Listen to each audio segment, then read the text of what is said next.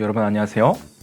오늘부터 새로 수업을 맡게 된 현수쌤입니다. 오늘 제가 처음으로 다룰 주제는 기본소득에 관한 주제입니다. 얼마 전 정부에서는 사상 최초로 전 국민적 규모의 재난기본소득을 지급했죠. 또한 각 광역지자체에서도 일부분 재난기본소득을 지급했는데요. 여러분들도 재난기본소득 받으셨습니까? 저는 경기도에서 한 번, 전국민 재난기본소득 한 번 이렇게 받았는데 지금까지도 생필품 걱정 없이 아주 잘 살고 있습니다. 저뿐만 아니라 대다수 국민 여러분들의 반응도 굉장히 좋더라고요. 그 덕분에 동네 가게들을 위시로 한 소상공인 여러분들이 숨통이 이전보다 좀 더 트이게 됐다는 것이 정말 다행입니다. 솔직히 저는 이 정도 규모의 재난기본소득 실시는 각국 어디에서도 아직까지 목격하지 못했는데요. 마치 일종의 거대한 기본소득 실험으로 느껴지기도 했거든요. 원래 기본소득이라는 것이 사실은 코로나19 사태 이전부터 시민사회를 중심으로 꾸준히 이야기되던 주제이기도 하지만 이번 전국민 재난기본소득 지급을 계기로 본격적으로 더 활발히 사회적 문제로서 논의될 수 있는 측면이 있다는 게 다행입니다. 먼저 기본소득에 대한 사전적 정의를 말씀을 드리고 갈게요. 기본소득이라는 것은 국가가 그 구성원, 국민들에게 조건 없이 지급하는 일정한 생활비, 그러니까 국가에서 누구에게나 조건 없이 주는 생활비라는 겁니다. 그러면 기본소득이라는 게 왜 필요한지를 한번 또 짚어보고 가겠습니다. 첫째로 기본소득이라는 것은 인간이 인간답게 살 수 있는 최소한의 소득이라는 것입니다.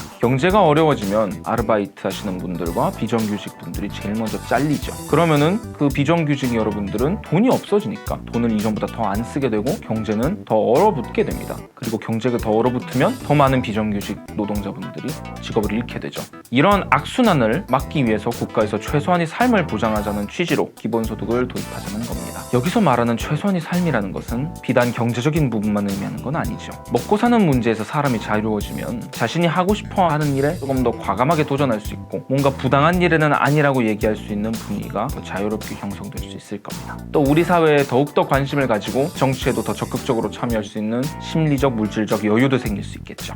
둘째로 기본소득은 현재 시행되고 있는 선별적 복지의 한계를 뛰어넘는 중요한 정책입니다. 우리 대학생들은 국가장학금 제도를 통해서 이미 여러 차례 경험을 했죠. 1,000만 원 혹은 그 이상에 달하는 등록금을 부담해가면서 월세, 생활비, 유흥비에 엄청나게 많은 비용이 발생을 하는데 결국 부모님께 죄송한 마음에 여러 차례 밥을 굶는 우리 대학생들이 정말 많습니다. 그래서 생겨난 게 국가장학금 제도이지만 모두에게 지급되는 것이 아니라 선별적으로 지급되다 보니까 내가 얼마나 가난한지를 증명해야 되고 누가 더 가난한지를 경쟁해야 되는 비참한 일이 생기게 되어버렸습니다. 이게 바로 선별적 복지의 문제점이라는 거죠. 가난한 사람들은 더 주눅들게 하고 반대로 돈 많은 사람들은 세금 내기를 아까워하는 것입니다. 그래서 평등의 개념을 실현할 수 있는 누구나 조건 없이 받을 수 있는 기본소득이 반드시 필요합니다. 무엇보다도 중요한 것은 기본소득을 바라보는 관점인데요. 여러분 혹시 이재명 경기도지사가 코로나19 재난기본소득을 두고 재난지원금이 아니라 재난소득이라고 표현하는 것을 들어보셨습니까? 왜 그럴까요? 이재명 지사는 이렇게 말씀하시더라고요. 정부의 모든 재원은 국민의 것이고 정부는 국민을 위해 일하기보다 국민의 일을 대리한다. 그렇기 때문에 주권자는 대리인에게 지원을 부탁하기보다 당당하게 소득을 요구해야 한다. 재난소득에서 나아가 기본소득도 마찬가지입니다. 취직이 어렵고 못 사는 사람은 계속 못 살 확률이 더 높은 이러한 경제구조에서 국가는 국민을 대리해서 인간으로서의 존엄을 지킬 수 있는 최소한의 소득 정도는 보장을 해야 하는 것이죠.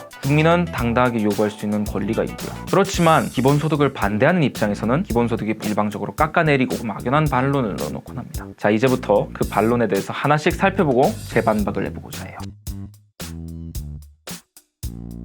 기본소득은 단순히 표심을 얻거나 인기를 얻기 위한 정책이 아닙니다. 앞서 기본소득이 왜 필요한지 말씀드렸다시피 기본소득은 국가의 당연한 의무이고 국민의 당연한 권리입니다. 사람이 사람답게 살 수 있는 세상을 만드는 것, 국민이 사회경제적으로 안전한 세상을 만드는 것을 두고서는 포퓰리즘 정책이라고 말하는 것은 어렵습니다. 기본소득을 주지 않는다고 해도 위험하고 힘든 일을 가난한 사람들이 맡아 해야 하는 현실, 그래서 매일같이 노동자들이 죽음에 내몰리는 이 현실이 애초에 너무나도 잘못된 것이죠. 이런 사회적 위험을 같이 책임지는 개념으로서 기본소득이 반드시 필요하고 그런 고위험 저임금직에 대한 사회적 논의가 더 이루어져야 하는 겁니다.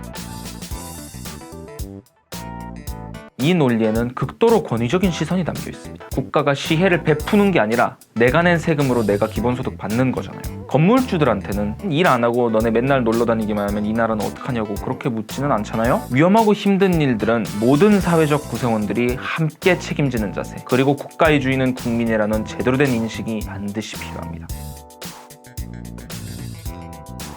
이건 사실 찬성하는 사람도 반대하는 사람도 가장 많이 우려하는 부분이기도 합니다. 하지만 우리나라는 기본소득을 해서 망할 정도로 가난하지 않습니다. 우리나라는 국가 빚도 극도로 적은 편인데다가 국가가 가진 돈을 국민들에게 많이 쓰지 않는 짠돌이 나라로 유명합니다. 우리나라 정도 예산 규모를 가진 다른 나라들은 복지제도에 돈을 더 많이 쓰거나 그게 아니더라도 국민들한테 돈을 더 풀죠. 이건 우리 국가 예산이 국민들이 실제 생활을 위해 쓰이기보다는 다른 곳으로 많이 새어나가고 있다는 이야기입니다. 국가 예산을 어디에 쓸지 나누는 문제는 국가가 무엇을 가장 중요하게 생각하는지 우선순위를 정하는 문제입니다. 국가가 다른 무엇보다 국민의 생활을 제일 중요하게 생각하고 예산을 확보하려는 의지가 있다면 기본소득 실현은 결코 어려운 일이 아닙니다. 이제라도 국가가 기본적인 국민의 삶을 챙겨야 합니다. 기본소득 마음만 먹으면 정말 쉽게 할 수 있습니다. 기본소득은 국가의 시혜를 베푸는 게 아니라 국민이 요구할 수 있는 당연한 권리라는 점 꼭 기억하면서 오늘 보충 수업은 어떻게 마무리해볼까 하는데요. 자, 어떠셨습니까? 유익하고 즐거우셨나요? 나가시기 전에 구독과 좋아요 그리고 알림 설정까지 한 번만 부탁드리도록 하겠습니다. 저는 현수쌤이었고요. 앞으로도 더 좋은 컨텐츠로 여러분들을 더 많이 찾아뵙도록 하겠습니다. 그럼 안녕!